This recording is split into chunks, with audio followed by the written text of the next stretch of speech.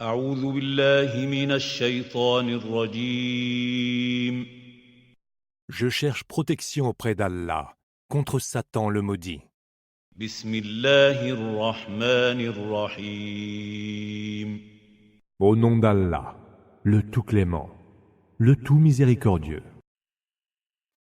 ولو أننا نزلنا إليهم الملائكة وكلمهم الموتى وحشرنا عليهم كل شيء قبلا ما كانوا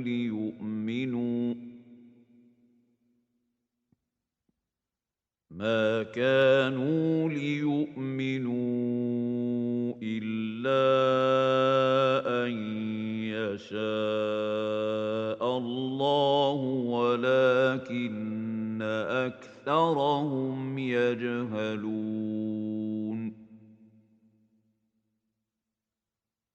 Ferions-nous même descendre vers eux les anges, ou leur parleraient les morts, ou quand bien même nous rassemblerions tout devant eux, ils ne croiraient point sans qu'Allah le veuille. Mais la plupart d'entre eux sont plongés dans l'ignorance.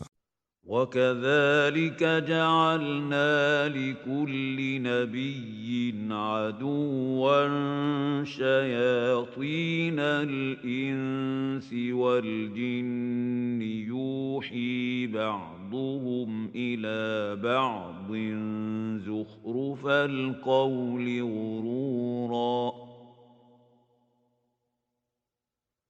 ولو شاء ربك ما فعلوه فذرهم وما يفترون. Nous avons désigné pour chaque prophète comme ennemis les démons d'entre les humains et d'entre les djinns, les uns inspirant aux autres les ornements fallacieux de la parole. Mais si ton Seigneur avait voulu qu'il n'en fût point ainsi, il ne l'aurait certainement jamais fait. Laisse-les donc à leurs inventions illusoires. وَلِتَصْغَىٰ إِلَيْهِ أَفْئِدَةُ الَّذِينَ لَا يُؤْمِنُونَ بِالْآخِرَةِ وَلِيَرْضَوْهُ وَلِيَقْتَرِفُوا مَا هُم مُّقْتَرِفُونَ.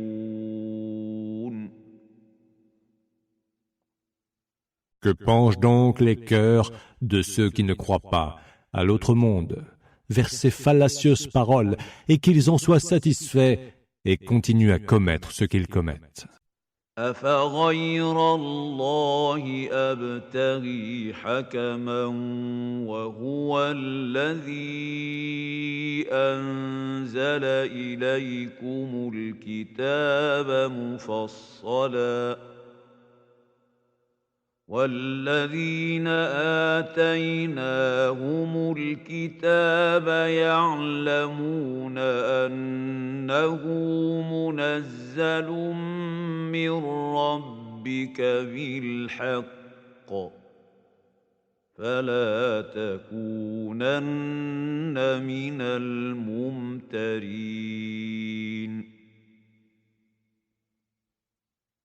Voudrais-je un autre juge qu'Allah, lui qui a fait descendre en révélation vers vous le livre clairement détaillé. Ceux qui reçurent de nous le livre savent qu'il est révélé en toute vérité par ton Seigneur. Ne sois donc pas de ceux qui doutent. وَتَمَّتْ كَلِمَةُ رَبِّكَ صِدْقًا وَعَدْلًا لَّا مُبَدِّلَ لِكَلِمَاتِهِ وَهُوَ السَّمِيعُ الْعَلِيمُ. La parole de ton Seigneur s'est accomplie, toute de vérité et de justice. Nul ne pourra changer ses paroles. Il entend toutes choses et il est l'omniscient. وَإِن تُطِعْ أَكْثَرَ مَن فِي الْأَرْضِ يُضِلُّوكَ عَن سَبِيلِ اللَّهِ إِن يتبعون إلا الظن وإن هم إلا يخرصون.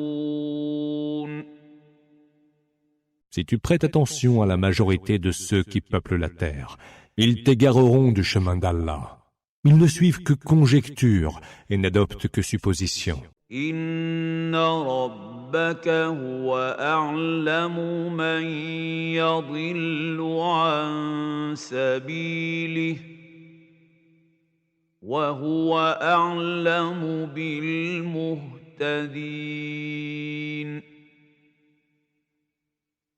Ton Seigneur sait le mieux qui s'égare de son chemin, et c'est lui qui sait le mieux qui sont les bien orientés.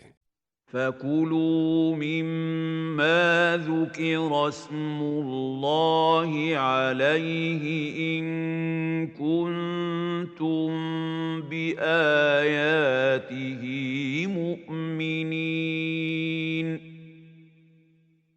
Mangez donc de la viande des animaux, sur lesquels le nom d'Allah a été prononcé.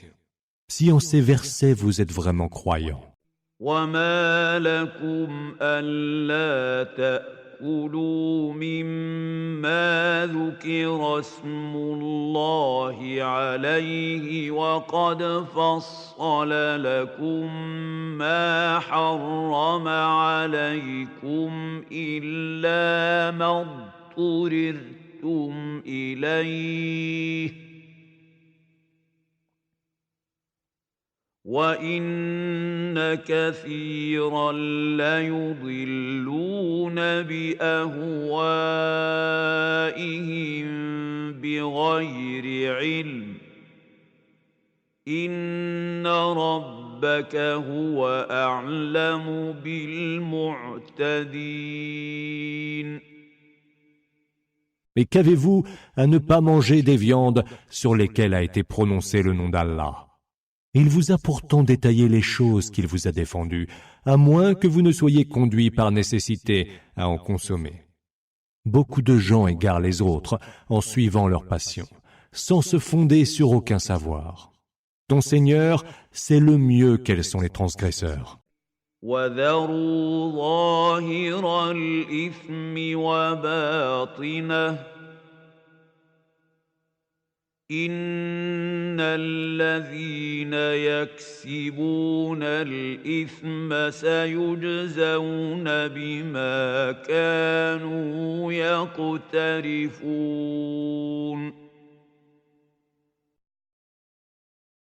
Abandonnez le péché, qu'il soit visible ou caché.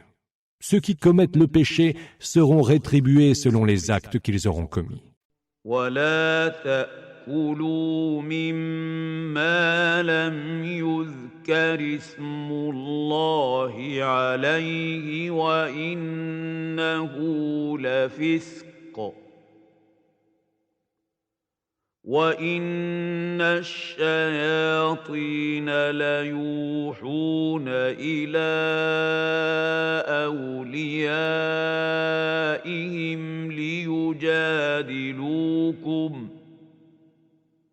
وَإِنْ أَطَعْتُمُوهُمْ إِنَّكُمْ لَمُشْرِكُونَ. Et ne mangez pas de la viande des animaux sur lesquels n'a pas été prononcé le nom d'Allah. Ce serait commettre une abomination. Les démons susurrent à leurs adeptes de disputer avec vous, et si vous les écoutez, vous serez du nombre des associatres.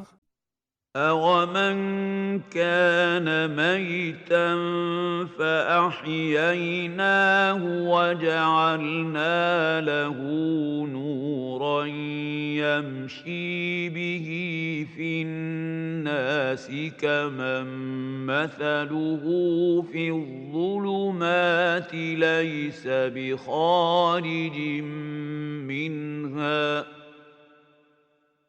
كَذَلِكَ زُيِّنَ لِلْكَافِرِينَ مَا كَانُوا يَعْمَلُونَ. Celui qui était mort et que nous avons fait revivre, qui a reçu de nous une lumière pour marcher parmi les hommes. Est-il semblable à celui qui est plongé dans les ténèbres et ne saurait en sortir? Ainsi sont embellies aux yeux des mécréants les actions qui étaient les leurs. وكذلك جعلنا في كل قرية أكابر مجرميها ليمكروا فيها وما يمكرون إلا بأنفسهم وما يشعرون. Ainsi également avons-nous établi dans chaque cité ses plus grands criminels, afin qu'ils se livrent à leur conspiration. Mais ils ne conspirent que contre eux-mêmes, et ils ne le sentent pas. وَإِذَا جَاءَتْهُمْ آيَةٌ قَالُوا لَن نُّؤْمِنَ حَتَّىٰ نُؤْتَىٰ مِثْلَ مَا أُوتِيَ رُسُلُ اللَّهِ اللَّهُ أَعْلَمُ حَيْثُ يَجْعَلُ رِسَالَتَهُ سيصيب الذين أجرموا صغار عند الله وعذاب شديد بما كانوا يمكرون. Quand un signe leur apparaît, ils disent « Nous ne croirons point avant qu'ils ne nous viennent ceux-là même qu'ont reçu les messagers d'Allah. Allah sait mieux à qui confier son message. » Les criminels seront frappés d'humiliation et d'insignifiance devant Allah. Un terrible supplice leur est promis pour les complots qu'ils ourdissaient. فمن يرد الله أن يهديه يشرح صدره للإسلام ومن يرد أن يضله يجعل صدره ضيقا حرجا كأنما يصعد في السماء كذلك يجعل الله الرجس على الذين لا يؤمنون. Celui qu'Allah veut bien guider, il lui ouvrira le cœur à l'islam. Mais celui qu'il veut perdre aura la poitrine si serrée qu'il aura l'impression de monter au ciel. C'est ainsi qu'Allah décrète son châtiment contre ceux qui ne croient pas. وَهَذَا صِرَاطُ رَبِّكَ مُسْتَقِيمًا قَدْ فَصَّلْنَا الْآيَاتِ لِقَوْمٍ يَذَّكَّرُونَ. Telle est la voie de ton Seigneur, parfaitement droite. Et nous avons détaillé les signes ou versets pour des gens qui se souviennent. لهم دار السلام عند ربهم وهو وليهم بما كانوا يعملون. Ils ont auprès de leur Seigneur la demeure du salut. Il est leur protecteur, pour prix de ce qu'ils faisaient. وَيَوْمَ يَحْشُرُهُمْ جَمِيعًا يَا مَعْشَرَ الْجِنِّ قَدِ اسْتَكْثَرْتُم مِّنَ الْإِنسِ وَقَالَ أَوْلِيَاؤُهُم مِّنَ الْإِنسِ رَبَّنَا اسْتَمْتَعَ بَعْضُنَا بِبَعْضٍ وَبَلَغْنَا أَجَلَنَا الَّذِي أَجَّلْتَ لَنَا قال النار مثواكم خالدين فيها إلا ما شاء الله إن ربك حكيم عليم. Et le jour où il les rassemblera tous en foule, il dira « Ô peuple des djinns, vous avez abusé des humains. » Alors, leurs suppôts parmi les humains répliqueront « Seigneur, nous avons profité les uns des autres, mais voici que nous arrivons au terme que tu nous as fixé. » Il leur dira alors « Le feu est votre séjour. Là, vous demeurerez pour l'éternité, à moins qu'Allah ne veuille un autre sort. Ton Seigneur est certes sage et omniscient. » وكذلك نولي بعض الظالمين بعضا بما كانوا يكسبون. Et c'est ainsi que nous attribuons à quelques-uns parmi les injustes l'autorité sur d'autres, coupables qu'ils sont de ce qu'ils ont commis. يا معشر الجن والإنس ألم يأتكم رسل منكم يقصون عليكم آياتي وينذرونكم لقاء يومكم هذا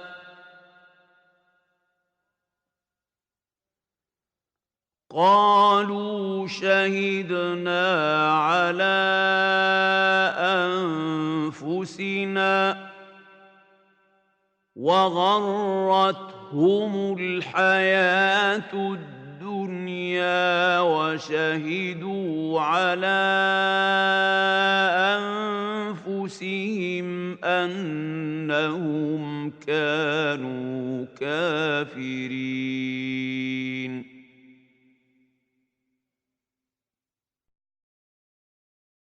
Ô peuple des djinns et des humains, des messagers surgis d'entre vous ne vous sont-ils pas venus vous parler de mes signes et vous avertir de la rencontre de votre jour-ci? Ils diront, nous témoignons contre nous-mêmes. La vie en ce bas monde les ayant abusés, ils témoigneront contre eux-mêmes d'avoir été mécréants. ذلك أن لم يكن ربك مهلك القرى بظلم وأهلها غافلون. Cela, parce que ton Seigneur ne détruit jamais injustement des cités quand ceux qui les peuplent n'ont pas été avertis. ولكل درجات مما عملوا وما ربك بغافل عما يعملون.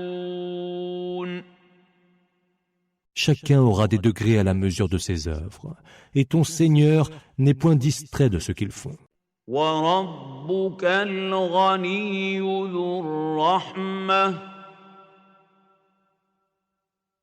إن يشأ يذهبكم ويستخلف من بعدكم ما يشاء كما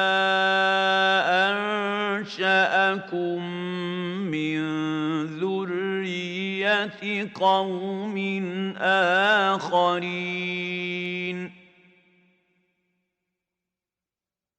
Et ton Seigneur, qui se passe de toute richesse, qui détient la miséricorde, s'il voulait, il vous ferait disparaître et vous ferait succéder par qui il veut, tout comme, à l'origine, il vous a créé de la descendance d'un peuple différent. إنما توعدون لآت وما أنتم بمعجزين Ce qui vous est promis viendra sûrement, et vous n'êtes point capable de le rendre impossible. قل يا قوم اعملوا على مكانتكم إني عامل فسوف تعلمون من تكون له عاقبة الدار إنه لا يفلح الظالمون. Dis, ô peuple mien, agissez selon votre manière, j'agirai selon la mienne. Vous saurez qui aura gagné dans l'autre monde.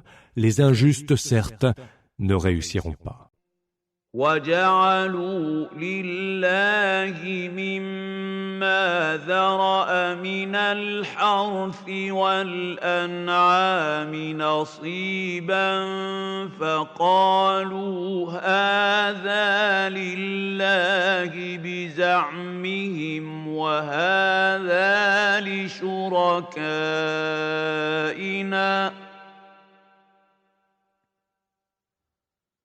فما كان لشركائهم فلا يصل إلى الله وما كان لله فهو يصل إلى شركائهم ساء ما يحكمون.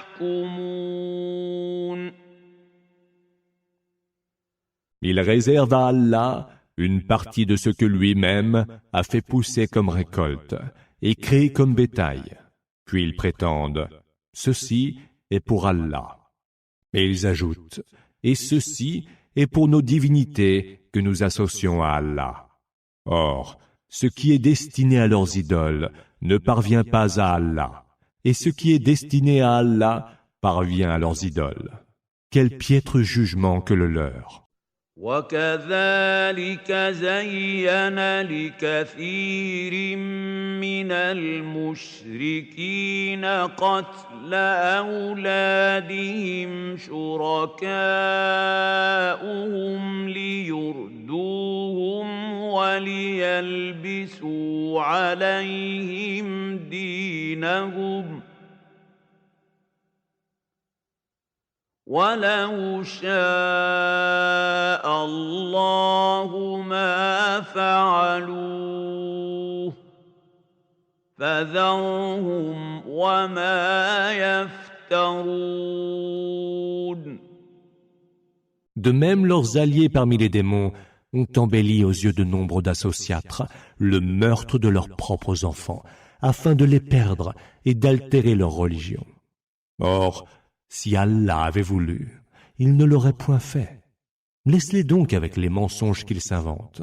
وقالوا هذه أنعام وحرث حجر لا يطعمها إلا من نشاء بزعمهم وأنعام حرمت ظهورها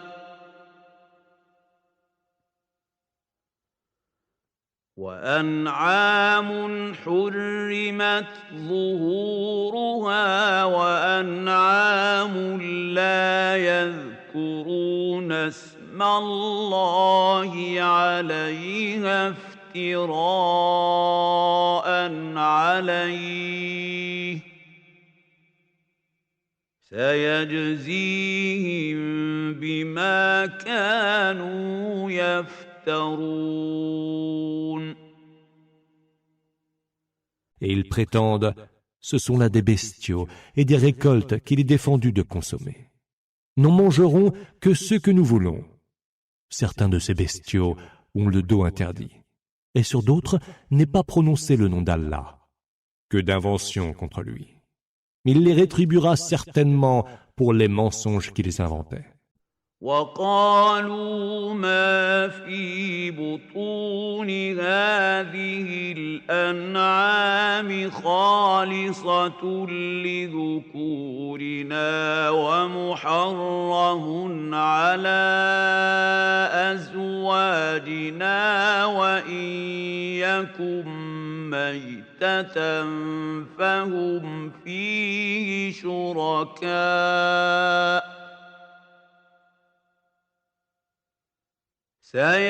سيجزيهم وصفهم إنه حكيم عليم. Et ils disent encore, ce que portent dans leur ventre de telles bêtes revient au mâle d'entre nous, mais il est défendu à nos femmes. Cependant, si la bête naît morte, tous y auront droit. Il les rétribuera pour leur prescription, car il est sage et omniscient. قد خسر الذين قتلوا أولادهم سفها بغير علم وحرموا ما رزقهم الله افتراء على الله قد ضلوا وما كانوا مهتدين.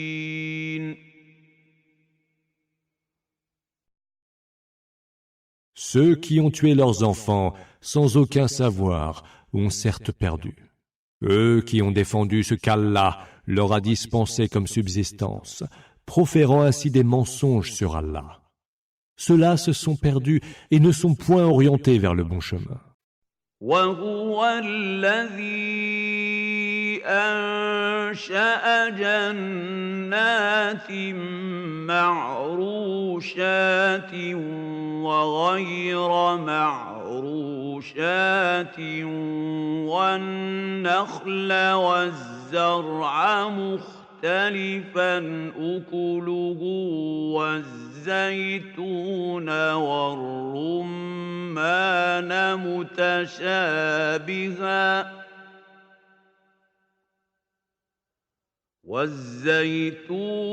والرمان متشابها وغير متشابه كلوا من ثمره إذا أثمر وآتوا حقه يوم حصاده ولا تسرفوا إنه لا يحب المسرفين. Et c'est lui qui a créé des jardins, les uns sous des treillis, les autres sans treillage, ainsi que les palmiers, les cultures aux productions si diverses, et l'olivier et le grenadier, semblables en apparence, mais différents quant au goût. Mangez de leurs fruits quand ils en produisent, et acquittez-en le dû au jour de leur récolte.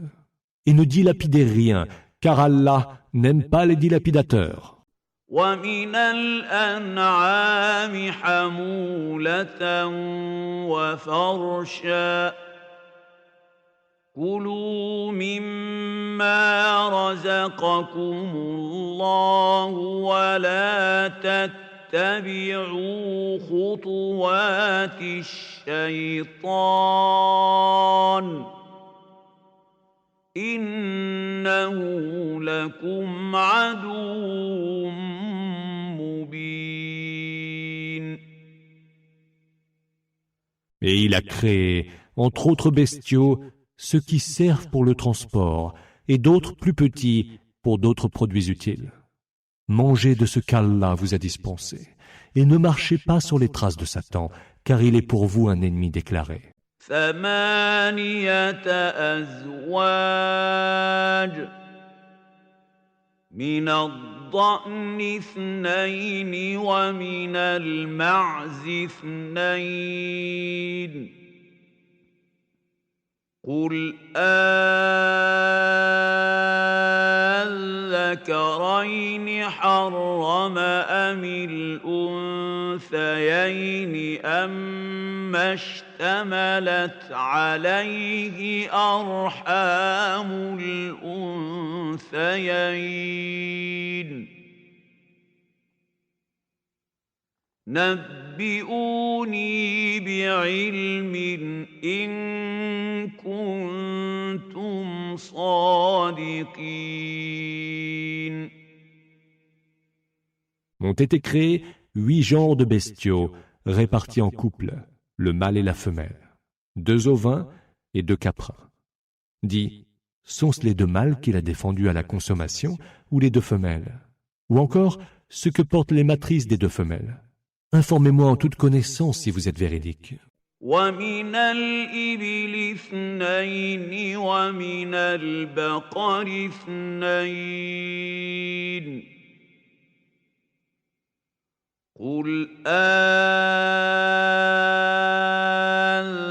أذكرين حرم أم الأنثيين أما اشتملت عليه أرحام الأنثيين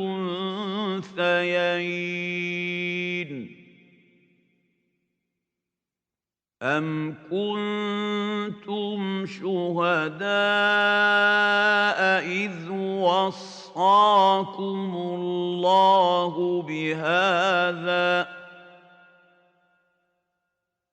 فمن أظلم ممن افترى على الله كذبا ليضل الناس بغير علم إن الله لا يهدي القوم الظالمين. Et pour les camélidés, 2, le mâle et la femelle. Et pour les bovins, 2, le mâle et la femelle. Dis, sont-ce les 2 mâles qu'il a défendus à la consommation ou les 2 femelles? Ou encore ce que portent les matrices des 2 femelles? Ou bien peut-être étiez-vous présent comme témoin quand Allah vous l'a prescrit? Qui donc peut être plus injuste que celui-là qui raconte des mensonges sur le compte d'Allah pour égarer les autres, sans se fonder sur aucune science? Allah ne guide point les gens injustes.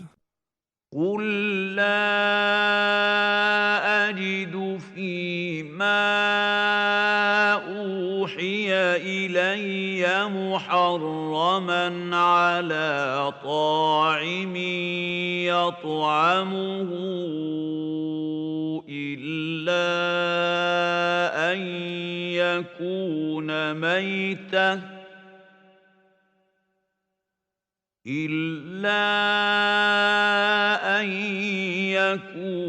ميتة أو دما مسفوحا أو لحم خنزير فإنه رجس أو فسقا أهل لغير الله به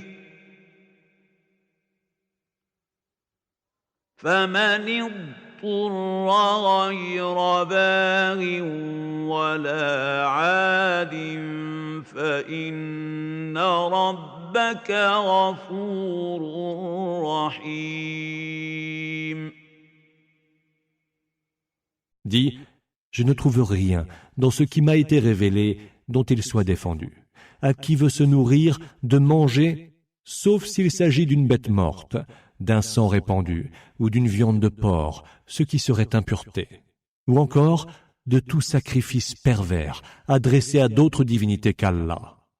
Cependant, quiconque y est contraint, sans avoir l'intention d'abuser ou d'enfreindre un interdit, qu'il sache qu'Allah est absoluteur et tout miséricordieux. وعلى الذين هادوا حرمنا كل ذي ظفر ومن البقر والغنم حرمنا عليهم شحومهما ما حملت ظهورهما أو الحوايا أو ما اختلط بعظم ذلك جزيناهم ببغيهم وإنا لصادقون. Aux Juifs, nous avons défendu toute bête à ongles uniques, des bovins et des ovins. Nous leur avons défendu les graisses, excepté celles que portent leur dos ou qui se trouvent dans leurs boyaux, ou encore celles qui sont incorporées aux os. Nous les avons donc rétribuées pour leur abus et nous sommes véridiques. فإن كذبوك فقل ربكم ذو رحمة واسعة ولا يرد بأسه عن القوم المجرمين.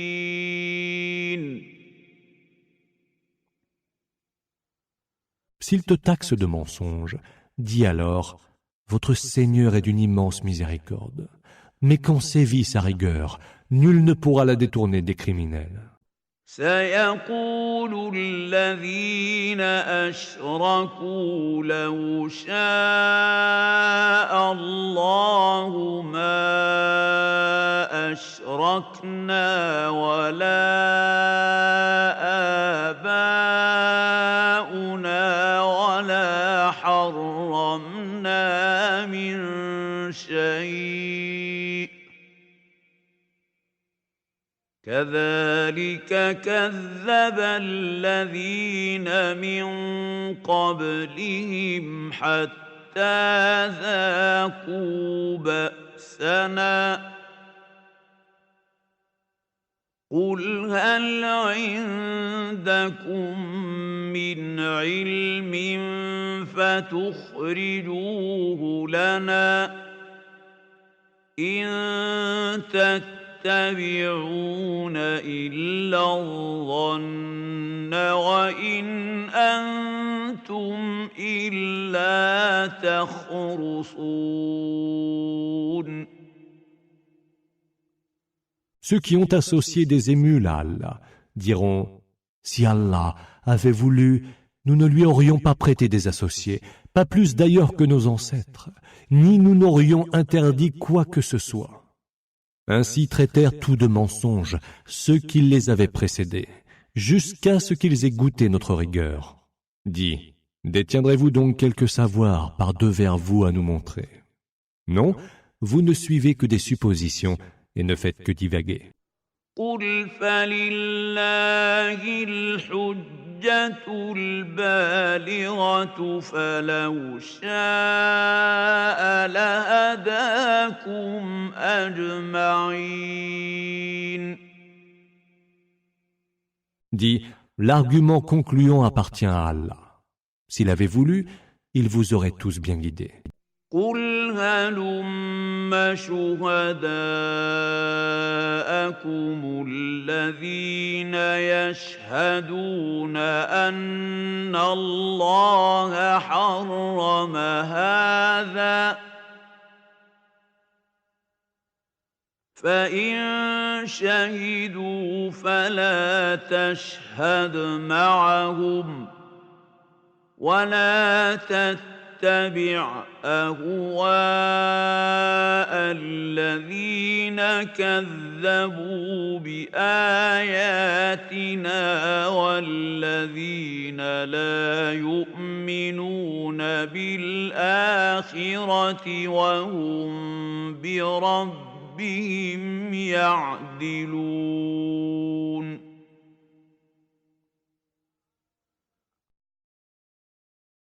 Dis encore, appelez donc vos témoins pour qu'ils attestent qu'Allah a défendu tout cela. S'ils l'attestent, ne l'atteste pas avec eux, et ne suis pas les désirs de ceux qui traitent nos signes d'imposture, ni ceux qui ne croient pas à l'autre monde et prêtent des égaux à leur Seigneur. قل تعالوا أتل ما حرم ربكم عليكم ألا تشركوا به شيئا وبالوالدين إحسانا ولا تقتلوا أولادكم من إملاق نحن نرزقكم وإياهم ولا تقربوا الفواحش ما ظهر منها وما بطن ولا تقتلوا النفس التي حرم الله إلا بالحق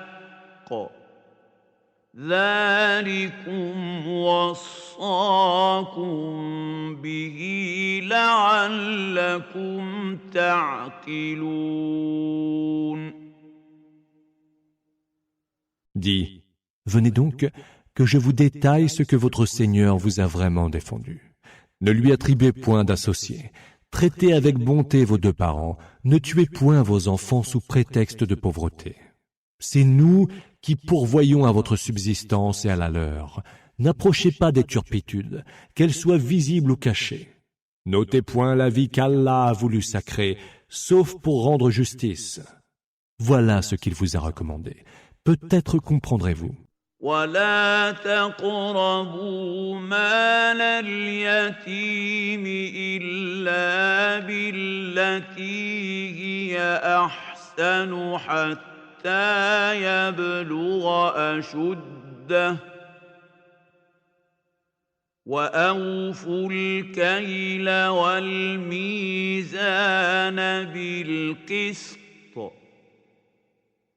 لا نكلف نفسا إلا وسعها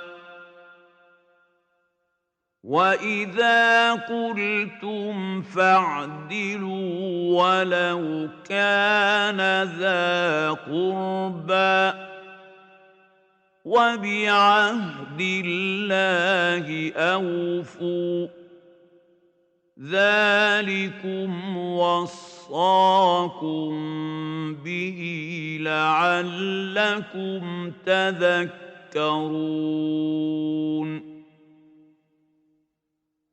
N'approchez les biens de l'orphelin que de la manière la plus convenable, le temps qu'il atteigne sa majorité. Soyez juste lorsque vous établissez la mesure et le poids. Nous ne chargeons une âme que de cela même qu'elle peut supporter.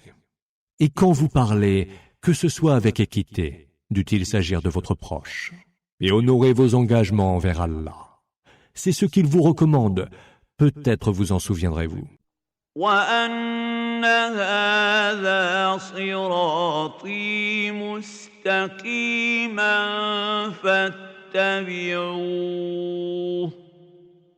ولا تتبعوا السبل فتفرق بكم عن سبيله ذلكم وصاكم به لعلكم تتقون. Voilà ma voie, mais elle est toute droite. Suivez-la donc, et n'empruntez pas les chemins qui vous en éloignent. C'est ce qu'il vous recommande. Peut-être atteindrez-vous à la piété. ثم آتينا موسى الكتاب تماما على الذي أحسن وتفصيلا لكل شيء وهدى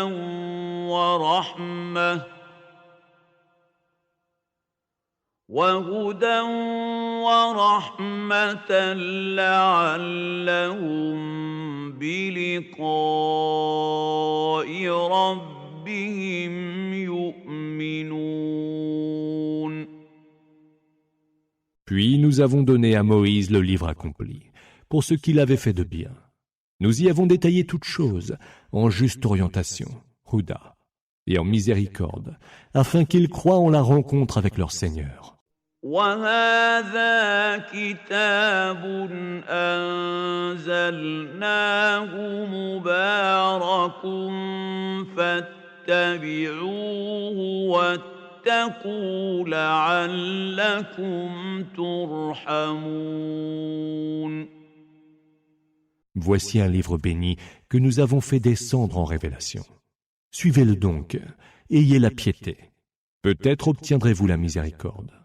أن تقولوا إنما أنزل الكتاب على طائفتين من قبلنا وإن كنا عن دراستهم لغافلين.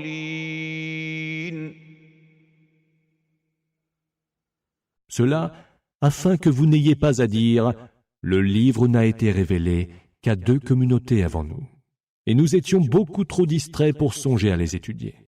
أو تقولوا لو أنا أنزل علينا الكتاب لكنا أهدى منهم فقد جاءكم بينة من ربكم وهدى ورحمة فمن أظلم ممن كذب بآيات الله وصدف عنها سنجزي الذين يصدفون عن آياتنا سوء العذاب بما كانوا يصدفون.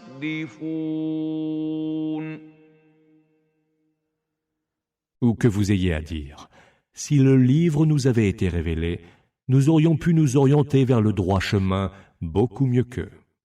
Or, voilà que vous sont venus, de la part de votre Seigneur, une preuve évidente, une direction juste, Huda, et une miséricorde. Qui est donc plus injuste que celui-là qui traite de mensonges les versets d'Allah, et qui s'en détourne ouvertement? Nous rétribuerons certes, par le pire des supplices, ceux qui se détournent de nos versets, pour s'en être si insolemment détournés. هل ينظرون إلا أن تأتيهم الملائكة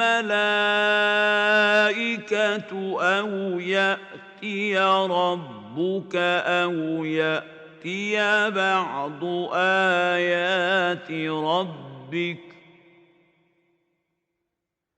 يوم يأتي بعض آيات ربك لا ينفع نفسا إيمانها لم تكن آمنت من قبل أو كسبت في إيمانها خيرا قل انتظروا إنا منتظرون. Qu'attendent-ils donc, sinon que viennent vers eux les anges, ou que vienne ton Seigneur, ou que leur parviennent encore certains signes de ton Seigneur? Or, le jour où viendront certains signes de ton Seigneur, plus aucune âme ne pourra compter sur sa foi si elle n'a pas cru auparavant, ou n'a déjà acquis quelques bonnes œuvres. Dis, attendez, nous-mêmes attendons.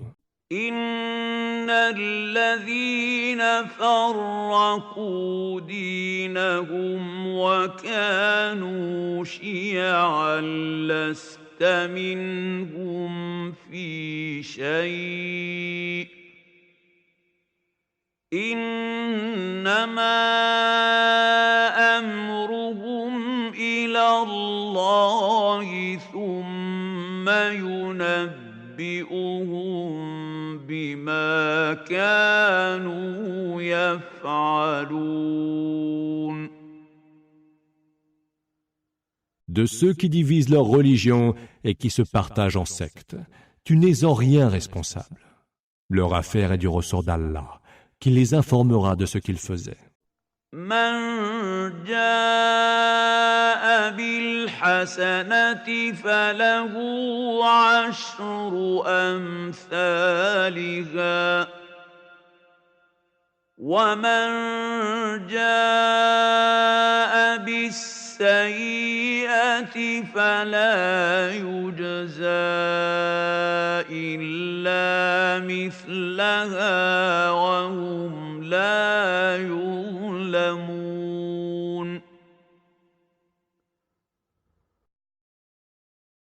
Celui qui fait le bien le recevra au décuplé, et celui qui commet le méfait n'en aura que la rétribution égale, et ils ne seront point lésés. قل إنني هداني ربي إلى صراط مستقيم دينا قيما ملة إبراهيم حنيفا وما كان من المشركين. Dis, mon Seigneur m'a orienté vers une voie droite et une religion bien droite, celle d'Abraham, le pur monothéiste, qui ne fut point du nombre des associatres. قل إن صلاتي ونسكي ومحياي ومماتي لله رب العالمين. Dis, ma salate, mes œuvres de dévotion, ma vie et ma mort reviennent à Allah, Seigneur de l'univers. لا شريك له وبذلك أمرت وأنا أول المسلمين. Il n'a point d'associé, c'est l'ordre qui m'a été donné et je suis le premier des soumis, musulmans. قل أغير الله أبغي ربا وهو رب كل شيء ولا تكسب كل نفس إلا عليها ولا تزر وازرة وزر أخرى ثم إلى ربكم مرجعكم فينبئكم بما كنتم فيه تختلفون. Dis, voudrais-je un autre Seigneur qu'Allah, quand lui est le Seigneur de toutes choses. Toute âme n'acquiert qu'à ses dépens le mal qu'elle a commis. Nul ne portera le fardeau d'un autre, puis c'est vers votre Seigneur que sera votre retour. Il vous informera alors des différends où vous étiez partagés. وهو الذي جعلكم خلائف الأرض ورفع بعضكم فوق بعض درجات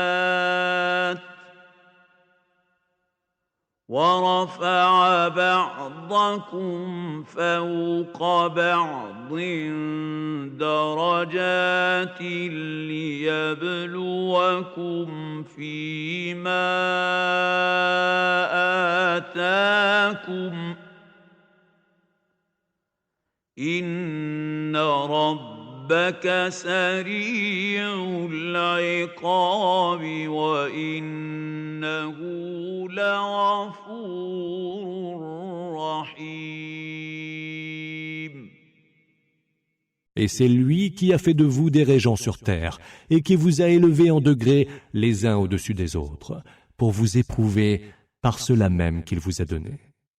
Ton Seigneur est prompt à punir, mais il est aussi absoluteur et tout miséricordieux.